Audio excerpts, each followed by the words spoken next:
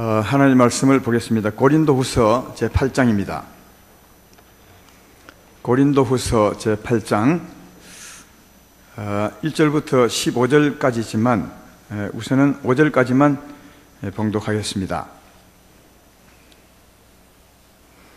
고린도후서 8장 1절부터 5절까지 형제들아, 하나님께서 마게도냐 교회들에게 주신 은혜를 우리가 너에게 알리노니 환난에 많은 시련 가운데서 그들의 넘치는 기쁨과 극심한 가난이 그들의 풍성한 연보를 넘치도록 하게 하였느니라. 내가 정언하노니 그들이 힘대로 할 뿐 아니라 힘에 지나도록 자원하여 이 은혜와 성도 섬기는 일에 참여하며 대하여 우리에게 간절히 구하니, 우리가 바라던 것뿐 아니라 그들이 먼저 자신을 주께 드리고 또 하나님의 뜻을 따라 우리에게 주었도다. 아멘. 광고 하나만 더 하면요, 이제 수요일부터 금요일까지 설이죠. 수목금이 설인데, 수요일 날까지는 새벽기도 수요 예배 하고요. 그다음 이제 목요일 날은 새벽기도 하지 않고, 금요일도 새벽기도 안 하고요. 금요일 기도회도 안 합니다. 집에서 기도하면 참 좋겠고, 이런 말씀 하냐면 주로 맹절쯤 되면 어려운 일도 많고 스트레스가 많아서 어둠에 지배될 때가 참 많더라고요. 우리 성도님들 보니까. 오히려 그럴 때는 기도를 많이 해야 되는데 또 교회는 또 기도를 쉬거든요. 그러니까 이 말씀을 미리 드린 것은, 교회는 쉬지만 집에서 열심히 기도하시고 영적으로 깨어서 은혜 가운데 살면 더 즐거운 명절이 되지 않을까, 그렇게 생각합니다. 사람이 살다 보면 어려운 일들이 많이 있는데 그 별거 아니에요.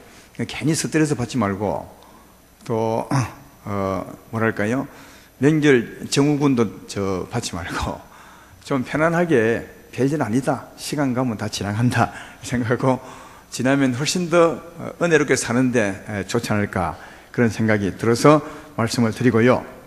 우리 이번 김용진 청년이 찬송 인도를 했는데, 청년 4사람이 와서 하니까 4사람이 해도 굉장하네요. 우리 용진 청년은 장신대학교 학생회장입니다. 제가 이번에 부활절 연합예배가 장신대학교 강단에서 하기 때문에 마기현 마상대협회 회장 자격으로 장신대 총장님도 만나고 또 이사장님도 만났습니다. 그래서 총장님 만났을 때 회장이 우리 교회 청년입니다 했더니 잘 알더라고요. 근데 나는 몰랐는데 일본 갔대요. 그래서 저는 잘 몰랐어요. 그 학교에서는 알고 왜 갔냐고 물어봤더니 교환 학생으로 갔다고 그렇게 했습니다. 용진이 청년도 내한테 보고도 안 하고 가고, 나는 장신대 가서 총장한테 들었네요. 됐지.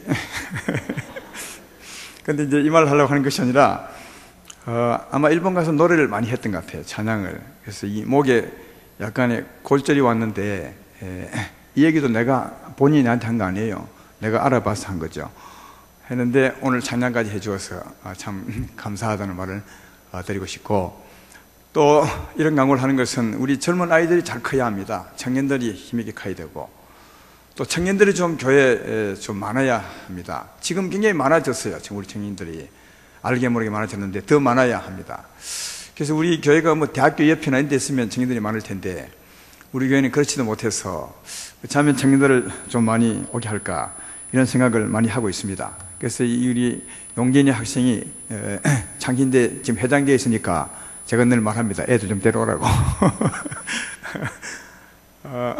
부활절 예배 때도 우리 찬양도 충분하지만 그래도 장신대학교 아이들이 좀 더 보태주면 참 좋겠다는 생각이 듭니다. 왜냐하면 우리 찬양대를 크게 하고 싶은 마음보다도 이럴 때 청년들이 어울리면 우리 교회도 참 좋겠다, 그런 생각이 들어서 그렇게 하는 거고요.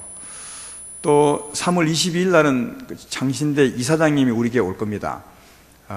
22일 날 3부 예배 때 우리 당회에서 좀 제가 말씀을 드리고 그리 하기로 그렇게 했습니다. 오셔서 간증도 하고, 또 장신대, 자꾸 총신대를 하지, 장신대 교수 4사람이 와서 찬양도 하고, 그래서 이제 지난주에 찬양 예배를 드렸는데 다음 달 찬양 예배는 장신대 팀이 오셔서 간증도 하고 찬양도 하고 그렇게 할 생각이 있습니다. 왜 장신대 이사장님을 이렇게 모셨느냐? 그분이 훌륭하기도 하지만 우리 교회가 또 이렇게 창신대까지 소문이 나면 청년들이 오기가 훨씬 더 편하지 않겠는가 이런 생각이 들어서 여러 가지 생각한 끝에 그렇게 하기로 했습니다. 오늘 말씀의 결론은 우리 장학금 받은 아이들 위해서도 또 우리 아이들 위해서, 우리 청년들을 위해서 기도 많이 해주시고, 그래서 이들이 잘 되어야 교회가 잘 되고 또 나라가 잘 됩니다. 그래서 이런 계기로 말씀을 드렸습니다. 또 우리 하나 청년은 이제 독일 유학 가겠지만 물론 이제 다음에 또 인사도 할 겁니다. 인사도 시키기도 하고요. 오랫동안 갔다 와야 되기 때문에 또 갔다 오면 또 우리 교회 재산이 아니겠습니까? 기도 좀 많이 해주시고 후원도 좀 많이 해주시면 좋겠다는 생각이 듭니다. 자, 광고는 이 정도 하고요. 오늘 전할 말씀은 12번째 시간으로 고린도후서 강의, 하나님의 사랑은 서로 보충하여 균등하게 하는 것이다. 지금 이 무슨 말인지 모르겠지만 이 하나님의 사랑은 어떻게 하는 것인가, 또 어디까지 하는 것인가 하는 부분에 대해서 말씀하는 내용입니다.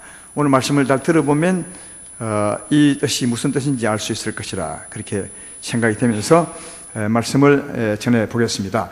우선은 1절 2절을 보면 마게도니아 교회에 주신 은혜를 말씀하고 있는데 2절에 이렇게 말하죠. 환난의 많은 시련 가운데서 그들의 넘치는 기쁨과 극한 가난이 그들의 풍성한 연보를 넘치도록 하게 하였느니라 그렇게 말합니다. 여기 연보는 헌금입니다. 헌금을 넘치도록 했다고 하는데 그 이유가 환난의 많은 시련 가운데서 그들의 넘치는 기쁨과 극한 가난이 그들의 풍성한 연보를 넘치도록 했다 그렇게 말합니다. 그러니까 연보를 많이 하게 한 그 이유가 넘치는 기쁨과 극심한 가난이 연보를 넘치게 했다 그렇게 말하죠. 넘치는 기쁨은 이해가 되지만 극심한 가난이 어떻게 넘치는 헌금을 하게 했는가 참 이해가 안 되죠. 그러나 이거 조금 깊이 생각하면 이해가 되는 겁니다. 교회 가운데서 다 그런 건 아니지만 보편적으로 보면 그 어려운 사람들이 헌금을 좀 많이 하는 경향이 있습니다. 왜 그러냐 하면 아까 얘기했지만 다 그런 건 아니에요. 신앙에 따라 차이가 있지만 보편적으로 그럴 수 있습니다. 왜냐하면 어려운 사람들은 어려운 사람의 사정을 잘 알거든요. 그래서 정말 어려운 사람을 도와주고 싶은 마음이 간절한 거죠. 자기가 어려워봤기 때문에 어려운 사람을 돕고 싶은 마음이 많이 있습니다. 또 세상에 여러 가지 구제 헌금, 구제 의연금 같은 걸 할 때도 돈 많은 사람도 많이 도와주지만 돈 없는 사람들이 주로 많이 도웁니다. 왜냐하면 옛날 어려운 일을 생각해서 도우는 경우가 참 많이 있습니다. 그래서 어려움은 가지고, 다시 말해 어려운 사람이 그 가난한 사람을 도와주는 데 있어서 어렵기 때문에 잘 못 도와주지만, 그러나 이 어려운 사람에게 하나님의 은혜, 사랑이 넘치면 그 가난한 사람을 잘 이해하기 때문에 훨씬 더 많이 헌금을 하게 된다 하는 겁니다. 그래서 이 두 가지, 넘치는 기쁨과 극심한 가난이 오히려 헌금을 많이 하게 했다, 그렇게 말씀하고 있는 겁니다. 우리가 이해 안 되지만 깊이 들어가 보면 충분히 이해할 수 있는 말씀. 가난한 사람은 가난한 사람을 돕고 싶은 마음이 있는데 그게 하나님의 사랑이 넘치면 그 마음에서 풍성한 연보를 하게 한다, 그런 뜻입니다. 그리고 그런 헌금하는 데 있어서 어떤 마음으로 했느냐는 또 그 뒤에 3절, 4절, 5절에서 말씀해 주고 있죠. 한번 볼까요? 내가 정언하노니 그들이 힘대로 할 뿐 아니라 힘에 지나도록 자원하여. 그러니까 가난하지만 힘에 넘치도록 그렇게 헌금을 했다고 말하고요. 또 4절은 이 은혜와 성도 승인이 있어서 참남에 대하여 우리에게 간절히 구하니, 그러니까 또 그 헌금하게 함에 있어서 우리도 좀 헌금을 하게 해 주십시오, 이렇게 하면서 간절히 구해서 또 했다고 말하고요. 또 5절은 우리가 바라던 것뿐 아니라 그들이 먼저 자신을 죽게 드리고 하나님의 뜻을 따라 우리에게 주었도다, 그렇게 말합니다. 먼저 자신을 죽게 드리고 그리고 하나님의 뜻을 따라 헌금을 했다고 그렇게 말씀합니다. 이게 자신을 드렸다는 말은 먼저 신앙의 고백이죠. 우리는 내가 산 것은 내가 아니요 하나님의 은혜로 된 것입니다. 이제는 나는 주의 것입니다. 이런 이제 고백이 곧 나를 먼저 주께 드리는 그런 거죠. 우리 모두는 다 이렇게 고백함이 살아야 합니다. 왜냐하면 그런 사람들이기 때문에 그렇습니다. 예수님이 핏값으로 우리를 주고 샀습니다. 따라서 우리는 우리 것이 아니라 하나님 것입니다. 그래서 나를 먼저 주께 드리고, 이 말은 그런 믿음으로 나는 주의 것입니다. 그러므로 내가 주의 뜻대로 주의 사랑에 매여 살기 원합니다. 이런 고백이 먼저 주께 드리는 거죠.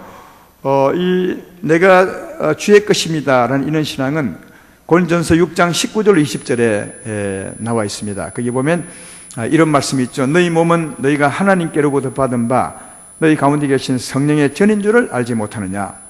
너희는 너희 자신의 것이 아니라 값으로 산 것이 되었으니 그런즉 너희 몸으로 하나님께 영광을 돌리라. 이 말씀을 들을 때 여러분은 어떤지 모르겠지만 사실은 우리가 그런 사람들입니다. 하나님이 자기 아들로 값 주고 사셨어요. 가장 비싼 값을 주고 하나님의 아들을 내어놓고 우리를 샀으니 가장 비싼 값을 주고 우리를 사셨습니다.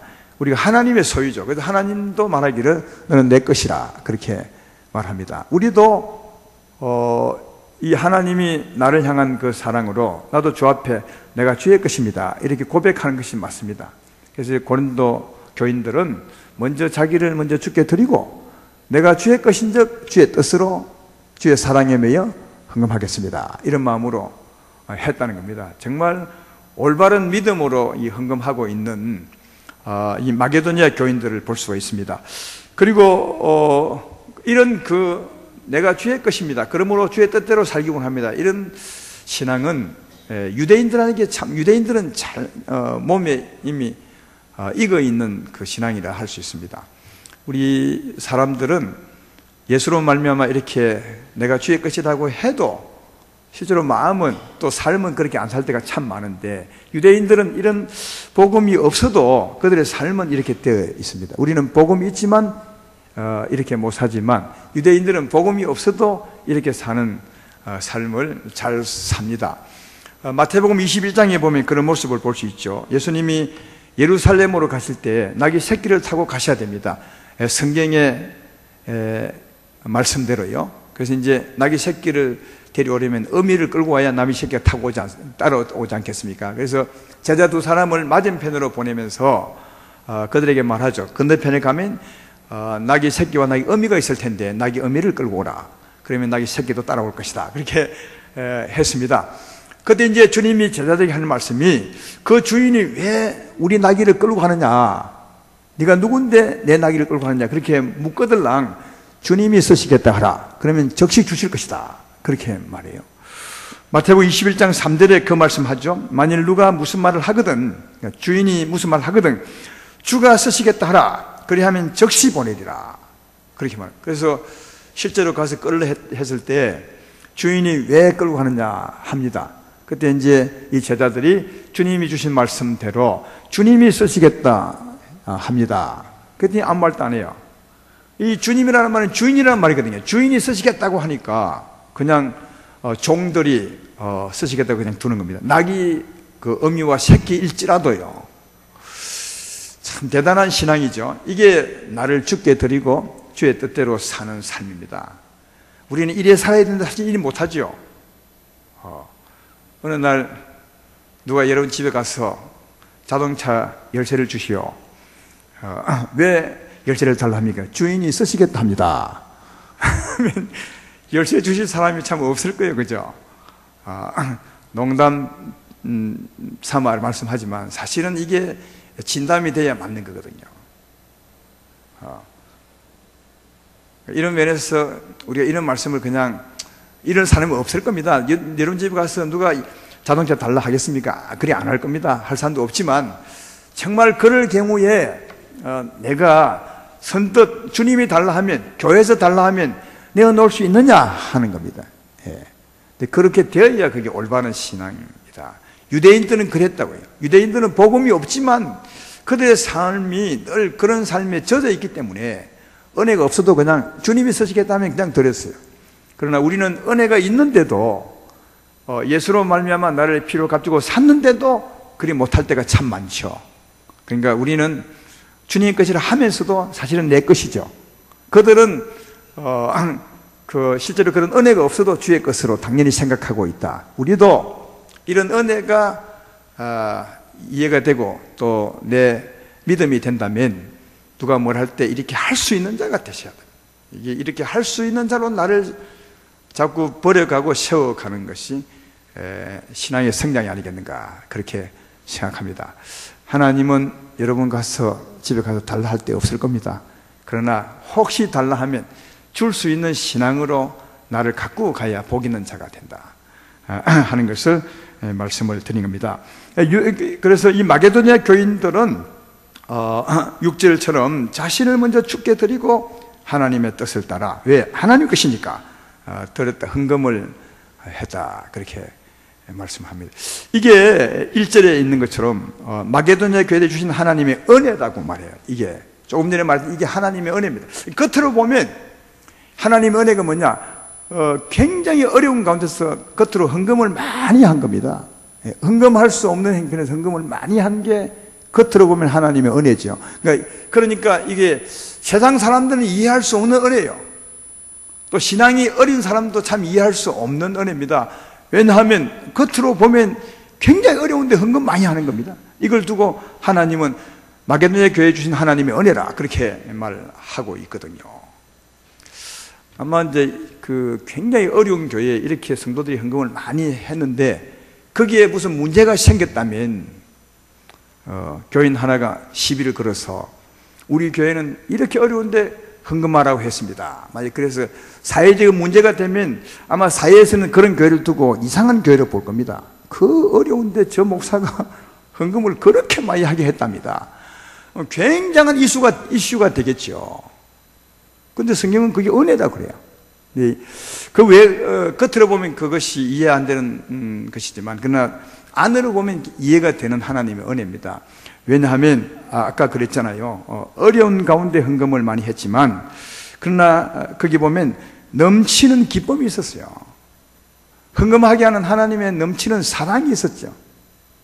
그냥 억지로 한 것이 아니라, 넘치는 기쁨, 다시 말하면, 그렇게 사랑할 수 있게 하는 하나님의 사랑이 있었던 거죠. 이 하나님의 넘치는 사랑은 환난의 고통도 이기게 하는 사랑이고요. 환난의 고통도 이기고 헌금하게 하는 사랑이고, 또 가난하면 근심이 됩니다. 이 돈 헌금하면 어찌 살까 이런 게 있거든요. 그 가난의 근심도 충분히 이길 수 있는 하나님의 넘치는 사랑이 있었어요. 하나님의 넘치는 사랑이 가난의 근심도 이기고 헌금하게 하고, 또 환난의 고통도 충분히 이기고 헌금하게 했으니까 그 은혜가 굉장히 큰 거죠. 안으로는 말이죠. 그뿐입니까? 그 은혜 때문에 이분들은 3절에 힘이 지나도록 했고요. 또 힘이 지나도록 할 뿐 아니라 그렇게 할 수 있도록 헌금할 기회를 달라고 간절히 구해서 하고요. 그리고 나는 주의 것입니다. 그러므로 주의 사랑에 따라 헌금하고 싶습니다. 그래서 자원해서 자기를 먼저 드리고 주의 뜻을 따라 드리는 믿음으로 했으니까, 그렇게 하게 한 하나님의 사랑이 얼마나 크냐고 그 안에서. 바울은 바로 이 보이지 않는 이 하나님의 넘치는 사랑이 진짜 하나님의 은혜라고 그렇게 말씀하고 있습니다. 겉으로만 보면 진짜 이해 안 되고 세상 사람이 볼 때에는 정말 이상한 교회라고 하겠지만, 그러나 그렇게 하게 한 하나님의 넘치는 사랑, 이게 하나님의 진짜 큰 은혜라고 그렇게 말씀을 하고 있습니다.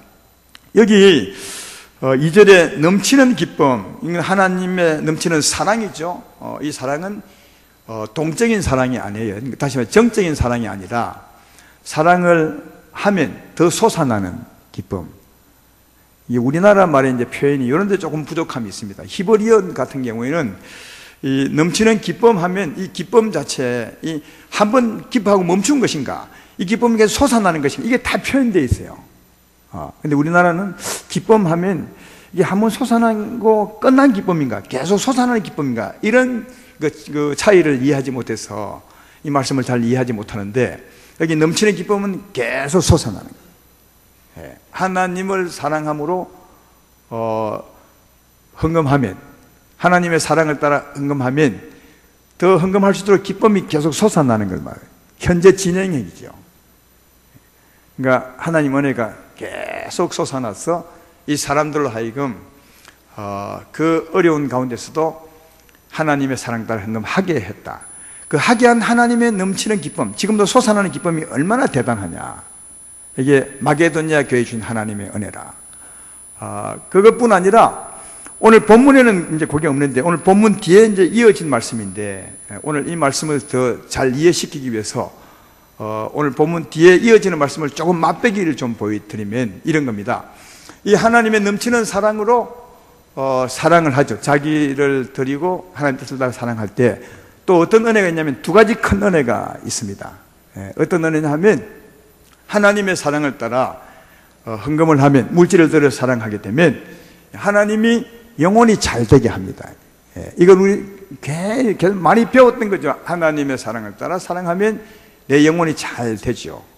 다시 말해 하늘의 부요를 쌓게 됩니다. 천국 가서 찾을 것을 저축하게 되는 그런 은혜가 있습니다. 누가복음 12장 31절 33절에서 그걸 말하죠. 너희는 그의 나라를 구하라 그리하면 이런 것들을 너희에게 더하시리라. 적은 무리여 무서워 말라. 너희 아버지께서 그 나라를 너희에게 주시기를 기뻐하시느니라. 너희 소유를 팔아 구제하여 낡아지지 아니하는 배낭을 만들라. 곧 하늘에 둔 바 다음이 없는 보물이니 거기는 도둑도 가까이 하는 일이 없고 좀도 먹는 일이 없느니라. 그렇게 말합니다. 그의 나라를 구해서, 그러니까 하나님의 넘치는 사랑, 넘치는 기쁨으로 사랑하면, 네 소유를 팔아 사랑하면, 구제하면, 그러면 천국에 보물이 쌓인다는 거죠. 그러니까 하늘의 부요가 생긴다. 다르게 말하면 영혼이 잘 되는 겁니다. 저는 이 은혜가 제일 크다고 생각돼요. 사랑하는 사람이 꼭 그 사랑의 결과로, 삶의 결과로 얻는 영광, 하늘의 부요죠. 이게 최고 큰 은혜입니다. 우리가 이 땅에 사는 이유가, 예수 믿고 사는 이유가 이걸 위해서 사는 것이 아닌가 생각합니다. 우리가 받은 하나님의 사랑으로 사랑할 때 그 삶의 열매, 우리 영혼이 잘 되는 것, 천국의 부요를 쌓아가는 거죠. 나중에 천국 가면 내가 살았던 삶의 결과를 우리가 입게 될 것이다. 차지하게 될 것이다. 그래서 그것이 가장 큰 것이고요. 또 하나는 조금 읽었지만 그 나라를 구해서 그렇게 사랑하면 이런 것들 너에게 더하시리라 말합니다. 이런 것들은 이제 앞에 나와 있죠. 입을 것, 먹을 것, 마실 것을 이제 더해준다. 그러니까 하나님의 사랑으로 영혼이 잘 되는 삶을 살면 그 다음 그런 사랑을 계속 할 수 있도록 하나님이 더해주는 거죠. 물질을 더하고 입을 것, 먹을 것, 마실 것을 더해주는 거죠. 그러니까 다르게 말하면 이 땅에서도 잘 되게 하는 거죠. 그러니까 하나님의 사랑으로 사랑하면 영혼이 정말 잘 됩니다. 하늘의 부요를 쌓습니다. 또 그런 사랑을 할 수 있도록 하나님이 이 땅의 부요도 하나님이 더해 준다는 사실을 잘 알 수가 있죠. 오늘 본문 9절에 보면 예수님의 은혜 한 가지를 쓰고 있습니다. 우리 주 예수 그리스도의 은혜를 너희가 알거니와 부요하신 이로서 너희를 위하여 가난하게 되심은 그의 가난으로 말미암아 너희를 부요하게 하심이라. 여기 주님이 가난함으로 말미암아 우리를 부요케 하는 이것은 여기는 물질적인 부요를 말합니다. 아무리 앞뒤를 봐도 여기는 물질적인 부요요. 그러니까 하나님의 사랑으로 사랑할 때 하나님 우리에게 더해준다는 거죠. 채워준다는 거죠. 물질도 잘 되게 하는 겁니다. 이 세상에 부요도 주신다는 것을 알 수가 있습니다. 그러니까 땅의 부요도 주는 거죠. 하늘의 부요를 쌓는 삶을 살면 땅의 부요도 주신다는 것을 알 수 있습니다. 여러분, 예수님이 우리를 구원하시고 주신 은혜는 하늘만 잘 되고 땅에 못 되는 것이 아닙니다. 물론 우선순위는 하늘에 잘 되는 겁니다. 하늘에 잘 되는 삶을 살면 땅에 잘 되는 삶을 살 수 있습니다. 그런데 하늘에 잘 되는 삶을 살지 않으면 절대로 땅에 잘 되는 삶을 안 줍니다. 왜냐하면 우선순위가 하늘에 잘 되는 삶이 먼저이기 때문에 그렇습니다. 그래서 영혼이 잘 된 것처럼 범사가 잘 되고 강건해지기 원한다. 이 말은 삶의 우선순위고 하나님의 축복의 순서이기 때문에 그렇습니다. 그러나 하늘에 잘 되는 삶을 살면 땅에 잘 되는 삶도, 땅의 부여도 준다는 사실을 알 수가 있는 거죠. 여러분, 이게 마게도니아 교회 주신 하나님의 은혜의 전부입니다. 그러니까 하나님의 넘치는 사랑으로 사랑할 때 더 넘치는 기쁨을 주죠. 그러니까 하나님의 사랑으로 정말 사랑하고자 하면 사랑할 수 있도록 하나님의 기쁨이 넘치게 하십니다. 은혜가 넘치죠. 그렇게 살면 하늘의 부요를 쌓을 뿐 아니라 땅의 부요도 쌓게 되는 거죠. 이게 마게도니아 교회 주신 하나님의 은혜라는 거죠. 굉장한 은혜죠. 이것은 사랑하지 않는 사람은 결코 얻을 수 없는 거예요. 그러니까 단지 내가 하나님의 사랑만 가지고 살면, 그 다음 하나님의 사랑 가진 것 외에는 더 없어요. 그러나 하나님의 사랑을 가지고 흥금하면, 다시 말해 사랑하면, 물질도 이웃을 사랑하게 되면 사랑이 솟는 거죠. 기쁨이 더 솟게 되고, 그렇게 사랑할 때 영혼이 잘 되게 되고, 영혼이 잘 될 때 내 물질도 잘 되게 되고, 그러니까 하나님의 사랑으로 사랑하면 엄청난 일들이 벌어지는 거예요. 이게 마게도니아 교회 주신 하나님의 은혜라는 거예요. 그러나 내가 은혜만 가지고 물질 가진 것으로 그냥 지내면 그냥 그것 끝이요. 내가 받은 은혜 그것 좀 있으면 사그라들겠죠. 물질도 그것뿐이지만 이 은혜를 가지고 물질로 사랑할 때 은혜가 넘치게 되고 물질이 넘치고 하늘의 부에 쌓게 된다. 이게 여러분 이 마게도니아 교회 주신 하나님의 은혜라고 지금 바울이 설명하고 있는 겁니다. 그래서 바울은 그렇게 말하고 난 후에 이제 디도에게 디도를 통해서 고린도 교회도 이제 그렇게 하라고 말하고 있습니다. 6절, 7절, 8절을 보십시오. 그러므로 우리가 디도를 권하여 그가 이미 너희 가운데서 시작하였은즉 이 은혜를 그대로 성취하게 하라 했노라. 이 은혜가 뭡니까? 하나님의 사랑으로 사랑함으로 이루어지는 이 은혜, 이걸 성취하도록 했다는 거죠. 너희들이 이렇게 살아라. 그래야 진짜 영육간 복을 받는 것이다. 이 말 하고 있는 거죠. 그 7절에 오직 너희는 믿음과 말과 지식과 모든 간절함과 우리를 사랑하는 이 모든 일에 풍성한 것. 너희도 이미 하나님의 은혜를 가지고 있다는 거죠. 그러니까 네가 가진 물질로 이웃을 사랑할 수 있는 그 은혜를 너희도 이미 가지고 있다. 마게도니아 교인들도 가지고 있었던 것처럼 너희도 가지고 있는 거다. 그 가지고 있는 사랑을 그냥 가지고만 있지 말고 그 사랑으로 사랑해보라. 그래서 이 은혜도 풍성하게 할지니라. 그 사랑으로 사랑하면 더 기쁨이 샘솟게 되고 영혼도 잘 되고 범사도 잘 되는 이 은혜를 성취하게 될 것이라. 지금 제 말 이해하고 계시죠? 이게 그냥 은혜만 받고 살고 지내면 아무것도 없어요. 그냥 은혜 받은 그것뿐이죠. 물론 은혜 안 받은 것보다 훨씬 낫겠지만, 그러나 이 은혜를 성취하면 굉장한 일이 벌어진다는 거예요. 그래서 고린도 교회에 이 일을 해보라고 지금 바울이 말씀하고 있습니다. 8절에 내가 명령하는 말이 아니요, 이런 건 명령할 수가 없는 거죠. 오직 다른 이들의 간절함을 가지고 너희의 사랑의 절실함을 증명하고자 하며, 너희가 진실로 하나님의 사랑을 받았다면 그 사랑은 하면 샘솟는 사랑인즉 그 사랑을 한번 나타내보라. 그래서 내게 하나님의 사랑이 있는지를 증명해보라. 이 말입니다. 그리고 10절, 11절을 보겠습니다. 이 일에 관하여 똑같은 일입니다. 나의 뜻을 알리노니 이 일은 너에게 유익함이라. 그래서 이 일에 대해서 내가 알리는데 이 일은 헌금한다고 해서 너희가 손해가 아니라 너희에게 유익이다. 그 이유는 너희가 1년 전에 행하기를 먼저 시작할 뿐 아니라 원하기도 하였으니 이제는 하던 일을 성취할지니 마음이 원하던 같이 완성하되 있는 대로 하라. 1년 전부터 늘 마음은 가지고 있다는 거죠. 우리도 해야 될 텐데, 우리도 사랑해야 될 텐데, 우리도 헌금하고 도와야 될 텐데, 이런 말 했지만 안 했다는 거죠. 그러나 이제는 해보고 그 법을 완성해보라. 사랑함으로 네게 주어지는 풍성한 은혜를 성취해보라. 그런 말입니다. 그리고 12절에 할 마음만 있으면 있는 대로 받으실 테니 없는 것은 받지. 네가 할 마음이 있으면 하나님은 그 마음 따라 하는 것을 하나님이 다 받으신다는 거죠. 그래서 아까 말했던 것처럼 할 마음이 있는 마음으로 하면 더 할 마음이 넘치게 될 것이고 영혼이 잘 될 것이고 범사가 잘 될 것이다. 그래서 할 마음이 있는 대로 해보라. 그러면 그 마음 갖게 이 사랑을 하나님이 받으시고 그 일을 성취하게 할 것이다. 아름다운 교회 성도 여러분, 우리도 고린도 교회와 다를 바가 없을 것 같아요. 우리도 은혜를 많이 받았고 하나님의 사랑이 있습니다. 하나님의 사랑을 받지 않은 분은 여기 없어요. 다 받으셨어요. 다 동일하게 받으셨습니다. 전부 다 생명으로는 한 달란트씩 받은 거죠. 생명적으로는. 은사는 다 다르게 받아도 생명은 똑같은 예수님을 받으셨습니다. 똑같은 생명을 받은 거죠. 똑같은 하늘의 부여를 다 받은 것입니다. 다만 그 받은 것에 대해서 많이 알고 그래서 더 부유하게 사느냐, 몰라서 가난하게 사느냐, 그건 우리의 그 믿음대로 되겠지만 하나님은 똑같이 주었습니다. 근데 내가 받은 이 생명을 풍성히 하는 것은 내게 달렸습니다.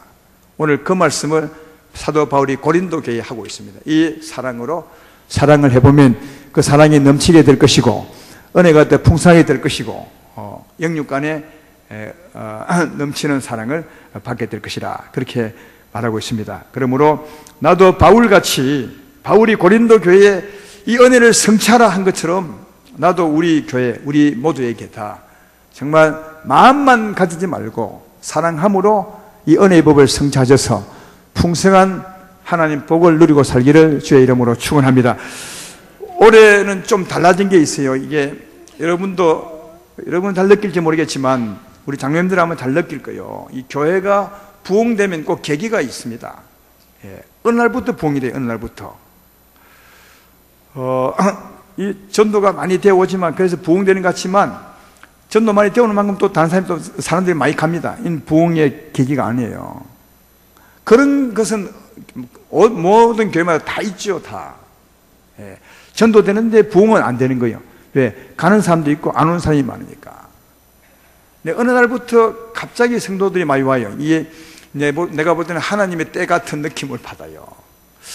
올해 우리 연초부터 하나님이 좀 은혜를 그렇게 베푼 것이 아닌가 그런 생각이 들고 또 헌금 면에서도 작년보다 좀 많이 성도님들 하시는 것 같다 그런 생각을 헌금 개수를 보면서 느낄 수 있습니다. 제가 아마 그 연말에 우리 성도님들에게 그동안 봉급은 많이 올랐고 물가도 많이 올랐고 세상도 많이 변했지만 헌금은 안 올리셨죠 하면서 가능하면 지금까지 했던 데서 10,000원씩만 좀 더 하십시오 매주에 이제 그렇게 했습니다.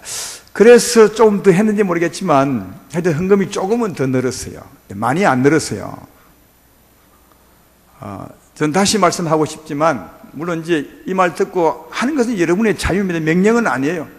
다만 여러분의 복을 위해서 다시 한번 말씀드리지만 지금까지 해봤던 것을 좀 안 올렸으면 한번 하나님 사랑함으로 내 말 때문이 아니라 하나님 사랑함으로 일주일에 10,000원씩만 더 한번 해보면 참 좋겠다. 이건 여러분을 위한 것이지 나를 위한 것이 아니에요. 오늘 말씀이 그 말을 하고 있는 거예요. 우리가 안 해도 해도 안 해도 여러분의 살림살이는 거의 차이 없습니다. 우리 교회 격리해보면 이걸 너무 느낄 수 있어요. 교회 어느 해 많이 써줘요. 많이 쓴 대로 그냥 많이 쓰게 돼요. 많은 일을 한 거죠. 그러나 어렵다고 안 하면 또 아무 일도 못 해요. 그렇다고 돈이 남습니까? 절대로 안 남습니다. 우리 재정 보는 분들 다 압니다. 참 신기한 일이에요. 많이 하면 또 많이 한 대로 분명히 해내는데 돈 없다고 안 하면서도 돈은 안 남아요. 안 하면 남아야 되잖아요. 안 남습니다. 이게. 그러니까 믿음으로 하는 게 이게 남는 것이고 하나님의 일을 하는 것임을 압시다. 그래서 이 교회는 우리들의 계산대로 되는 것이 아니라 하나님을 사랑하고 또 하나님을 믿음으로 살 때 그 믿음대로 되는 것입니다. 다시 말하면 하나님의 손길에 좌우된다는 사실을 너무 잘 알 수 있어요. 여러분의 살림살이도 마찬가지일 겁니다. 아낀다고 그게 많이 남겨집니까? 연말에 계산해보면 아닙니다. 절대로 아닐 겁니다. 이건 한두 해 제가 느낀 것이 아닙니다. 하나님의 사랑으로 하면 신기하게 많은 일을 하게 되지. 내 손에 남는 건 없지만 많은 일을 하게 되어서 많은 일을 한 만큼 그게 내 재산이 아니겠냐 이런 생각이 들거든요. 일주일에 10,000원 더 한다고 여러분 살림살이가 어렵지 않습니다. 오히려 더 연말에 가보면 훨씬 더 좋아지고 있을 것이다. 오늘 바울이 그 말을 하고 있는 겁니다. 그걸 마음만 갖지 말고 아니 해보라. 그러면 하나님이 어떤 은혜를 베풀어 주는지 알 것이다. 네 영혼에 더 기쁨이 솟아날 것이고 영혼이 훨씬 더 잘 되어 있을 것이고 네 범사도 잘 되어 있을 것이다. 이 일을 마음만 갖지 말고 한번 성취해보라. 그렇게 말씀하고 계시니 저도 좀 강하게 명령은 아니지만 정말 성취해보셔서 이 은혜가 여러분 것이 되었으면 참 좋겠습니다. 그래서 우리 아름다운 교회 성도님들도 다른 교회보다 더 영육간 부여했으면 참 좋겠다. 그런 생각이 듭니다. 하나님이 그렇게 해주리라 믿습니다. 마음에 있는 것을 마음에 가지고만 있지 말고 나타내셔서 사랑하시는 여러분 되기를, 그래서 하나님의 더하는 손길을 받고 살기를 주의 이름으로 축원합니다. 근데 그 사랑을 하되 어떻게 어디까지 해야 되느냐 하는 문제가 있죠. 그 말씀은 이제 13절부터 15절까지 나와 있습니다. 보십시오. 이는 다른 사람들은 평안하게 하고 너희 공고하게 하려는 것이 아니요 균등하게 하는 것이니 이제 너희의 넉넉한 것으로 그들의 부족한 것을 보충함은 후에 그들의 넉넉한 것으로 너희의 부족한 것을 보충하여 균등하게 하려 함이라. 기록된 같이 많이 거둔 자도 남지 아니하였고 적게 거둔 자도 모자라지 아니하였느니라. 그렇게 말합니다. 그러니까 먼저 물질을 많이 가진 사람이 어려운 사람을 도와줘 보라는 거죠. 도와줘 보랴. 그러면 나중에 그가 부자가 되면 또 어려운 너를 도와주게 될 것이다. 그래서 서로 도와주는데 도와줄 때 어렵게 하기 위한 것이 아니라 네가 도와주고 그가 도움받음으로 서로 균등하게 하는 것이다. 그러니까 서로 잘 살게 하는 것이다. 이게 하나님의 사랑이라고. 그러니까 하나님은 우리 사람하고 틀려요. 우리는 막 내만 잘 되려고 하는데 하나님은 세상의 모든 사람이 서로 사랑을 주고받음으로 다 잘 살기를 원해요. 균등하게. 하나님이 천지를 창조하시고 땅에다가 음식을 식물을 많이 심어 두셨어요. 이 심어둔 그 처음에 하나님의 의도를 돌아가 보면 그걸 한 사람이 많이 가지고 다른 사람 굶기를 원하겠어요? 하나님이 심어둘 때는 어떤 마음으로 심어뒀겠습니까? 다 같이 나누어 먹으라고, 다 잘 살도록 하기 위한 거 아니겠습니까? 이걸 오늘날 이제 대비시켜 보면 오늘날 물질인데요. 물질 세계 속에 이미 들어왔으니까 우리 물질도 가진 사람이 없는 사람을 도와주고 또 나중에 상황이 바뀌면 또 가진 사람이 없는 사람을 도와줘서 끊임없이 서로 도움으로 평균되게 서로 다 잘 살고 잘 먹고 잘 살게 하는 것이 이 세상을 지으신 하나님의 사랑이라는 거예요. 하나님의 사랑의 뭐랄까요, 원칙이라 할까요? 아니면 법이라 할까요? 그렇다는 거예요. 이 하나님의 사랑을 우리 마음에 좀 신고 살아야 맞다 그렇게 생각합니다. 이런 하나님의 사랑의 법도는 하나님이 창조한 천지 만물 가운데도 다 담아두었습니다. 우리 가운데 우리 주위의 만물을 보십시오. 보면은 언제나 많은 것에서 적은 것으로 흘러갑니다. 흐르는 걸 보면 주로 생명들이 또 높은 곳에서 낮은 곳으로 흐르고요. 다 그렇죠. 물도 공기도 또 무엇이 있습니까? 하여튼 이런 생명 같은 것이 다 보면 높은 데서 낮은 곳으로 흐르고 또 많은 쪽에서 적은 데로 흐릅니다. 근데 언제까지 흐르는지 아십니까? 언제까지? 그것이 균등하게 될 때까지 흘러요. 항상. 이게 하나님이 자기가 지은 이 만물 속에 담아둔 법칙입니다. 언제나 많은 데서 적은 데로 흐르되 계속 흐르지 않아요? 균등하게 될 때까지. 우리가 어릴 때 이런 놀이 해봤지 않습니까? 이제 바닷가에 가서 물웅덩이 2개를 파는 겁니다. 2개 다 물웅덩이가 있죠. 한쪽에는 많을 수 있고 한쪽에는 적을 수 있어요. 근데 그 웅덩이를 서로 튀어보면 물이 흘러가요. 어디서 어디로 흘러갑니까? 많은 쪽에서 적은 쪽으로 흘러가고 높은 쪽에서 낮은 쪽으로 흘러가죠. 언제까지요? 평균될 때까지요. 이게 하나님의 사랑의 법칙이라는 겁니다. 하나님의 사랑의 법칙은 많은 사람이 없는 사람을 사랑해 주고 또 가다가 상황이 바뀌면 또 많은 사람이 적은 사람을 사랑해 주어서 서로 균등하게 해서 모두가 다 잘 사는 사람, 이런 세상을 하나님이 원하셨다는 겁니다. 우리가 하나님의 사랑을 받았고 이 하나님의 사랑의 법칙은 이런 것인즉 이런 마음을 가지고 우리가 사랑을 해야 하나님의 마음에 맞게 사랑하는 것이다 하는 것입니다. 전에 제가 이런 말씀을 드린 적이 있습니다. 경치에 대해서 말씀한 건데요. 여러분 한번 생각해 보십시오. 판단해 봐요. 어느 경치가 좋은 거지? 높은 산도 있고 낮은 산도 있고 그래서 물이 위에서 밑으로 흐르기도 하고 공기도 또 여러분 이게 높낮이가 있으면 공기도 막 움직여요. 공기도 이렇게 바람도 불고 이런 경치가 좋겠습니까? 아니면 높낮이가 없이 밋밋한 팽팽한 땅에 그냥 흐름도 없는 그런 경치가 아름답겠습니까? 두말할 필요 없이 높낮이가 있고 흐름이 있는 그 굉장히 좋죠. 우리 사람 사는 세상도 그렇다는 겁니다. 어떤 데는 어떤 세상이 더 아름답겠습니까? 부자도 있고 가난한 사람도 있어. 높낮이가 있어서 부자가 가는 사람을 도와주고 사랑하고 사랑을 주고받는 이 세상이 아름답겠습니까? 아니면 다 밋밋하고 다 주고받을 것 없이 다 잘 사는 사람만 있는 겁니다. 팽팽한 땅처럼 주고받을 게 없죠. 밋밋한 세상이죠. 그러니까 주고받지 않는, 그냥 다 잘 사는 그 세상이 아름답겠습니까? 아니면 높낮이가 있어서 주고받는 그 사랑이 있는 그 세상이 아름답겠습니까? 그야 사랑을 주고받으니까 그 세상이 훨씬 아름답죠. 그래서 하나님은 세상을 운행해 가실 때 부자만 두지 않는 겁니다. 어떤 사람은 부자 되게 하고 어떤 가난한 사람들, 가난과 부요를 하나님이 주관하는 겁니다. 왜요? 그래야 부자 된 사람이 가난한 사람을 사랑하고 가난한 사람은 사랑을 받아서 사랑이 오고 가는, 향기가 오고 가는 그 아름다운 세상이 될 수 있는 겁니다. 다 부자 되기 때문에 주는 것도 받는 것도 없이 밋밋한 세상, 재미없는 세상이죠. 사랑이 전혀 옮겨가지 않는, 하나님이 그런 세상을 만들지 않았다는 겁니다. 그래서 하나님은 가난하기도 하시고 부유하기도 하신 것은 서로 사랑함으로 영혼이 잘된 것처럼 범사도 잘 되는 이 사랑을 성취하도록 하신 거다.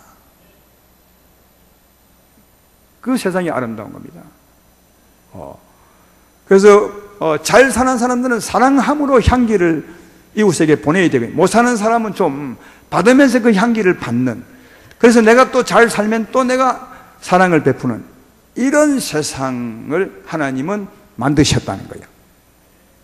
왜? 그래야 하나님의 사랑으로 사랑할 때 영혼이 잘 되는 은혜를 받고, 그렇죠, 또 범사가 잘 되는 축복도 받고, 그래서 천국 가는 준비도 하고, 이런 세상을 만드셨음을 기억하고, 이 하나님의 사랑을 받은 여러분들이요, 만물을 보면서 사랑하며 살기를 주의 이름으로 축원합니다.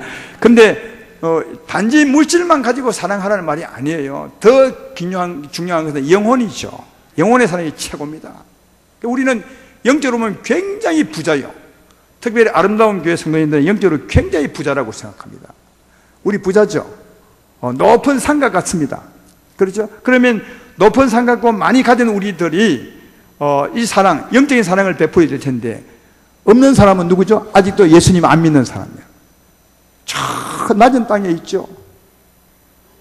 그럼 물이 자연히 위에서 밑으로 흘러가듯이 우리 가진 이 하나님의 생명, 고귀한 생명, 이 가진 것을 저 밑에 죄인들에게 보내야죠. 이 하나님의 생명을 이 밑으로 보내야 되게요. 언제까지 보내야 되겠습니까?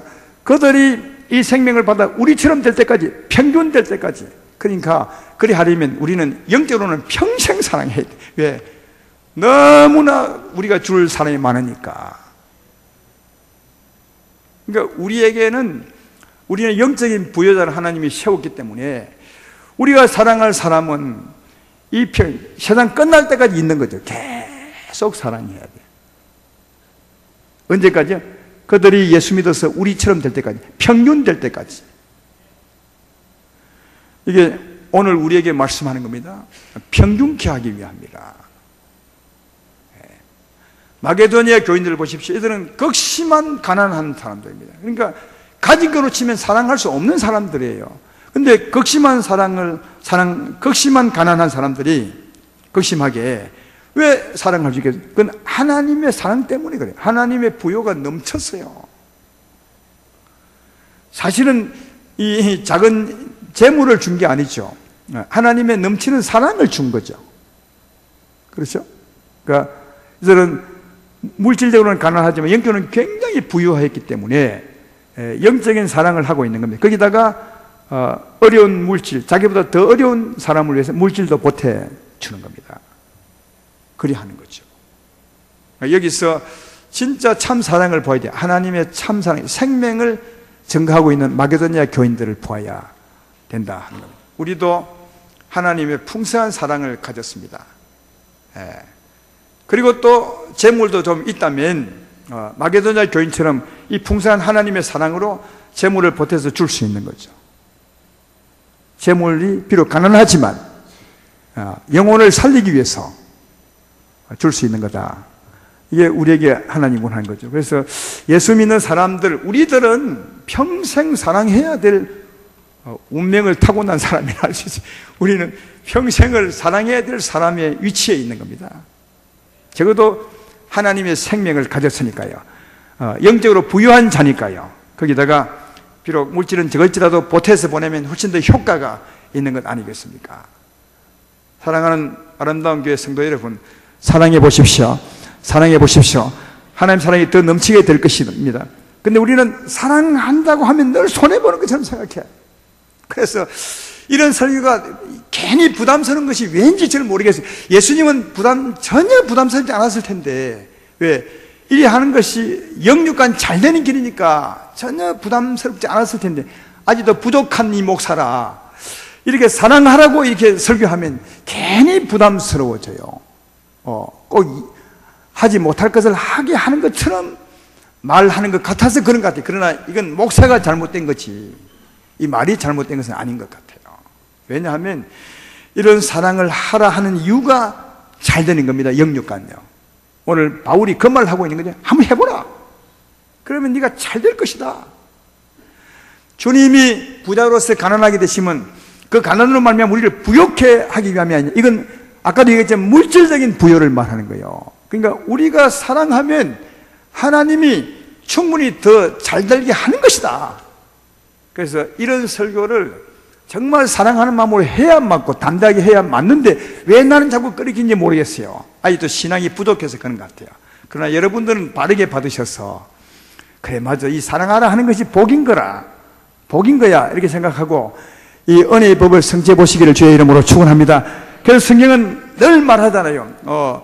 뭡니까? 사랑하는 자가 사랑받는 자보다 더 복이 있다고요. 사랑하는 자가 사랑받는 자보다 더 복이 있는 것은 하면 더 은혜를 받게 되고 영혼이 잘 되고 범사가 잘 되고, 받는 것도 복이 있지만 그러나 하는 게 더 복이 있는 것은 그 은혜의 법이 성취되기 때문에 그렇다는 것을 알 수가 있다. 우리는 하늘의 부요를 가졌습니다. 물질은 좀 적을지 몰라도 어마어마한 부요를 가졌습니다. 하나님 부요를 전부 내가 가졌으니까 대단한 부요를 가졌죠. 그런데 우리가 옆으로 보거나 뒤돌아보면 가난한 사람이 너무너무 많은 거예요. 예수님 믿지 않고 아직 생명이 전혀 없는 사람, 가난한 자, 오늘 2부 때 말씀처럼 가난하고 몸이 불편하고 절고 소경된 자가 너무너무 많은 거예요. 하나님은 그들에게 부유한 네가 사랑을 주라, 생명을 주라. 언제까지요? 그들이 나처럼 될 때까지. 그러니까 나처럼 될 때까지니까 교회 내에서도 우리가 사랑할 정도가 너무 많은 거죠. 나보다 약하고 부족한 사람에게 끊임없이 생명의 사랑을 베풀어 줘야 될 때다. 그때 물질도 조금 더해준다면 하나님이 영육간 우리에게 축복하지 않겠는가, 그렇게 생각합니다. 오늘 다시 말씀하거니와 하나님의 넘치는 사랑으로 사랑할 때 그때 이 은혜가 더 크게 성진된다는 사실을 알 수가 있습니다. 그러므로 하나님의 사랑으로 사랑해 보십시오. 그 하나님의 사랑이 여러분 심령에 더 넘치게 될 줄로 믿습니다. 그 넘치는 사랑으로 사랑할 때 영혼이 정말 잘 되고 하늘의 부요를 쌓게 될 것이고 이 땅의 부요도 쌓게 될 것입니다. 이 법을 성취하라고 오늘부터 그렇게 말씀하고 계시니 이 말씀이 여러분에게 와 닿는 사람은 해보셔서 은혜 받고 살아가기를 주의 이름으로 축원합니다.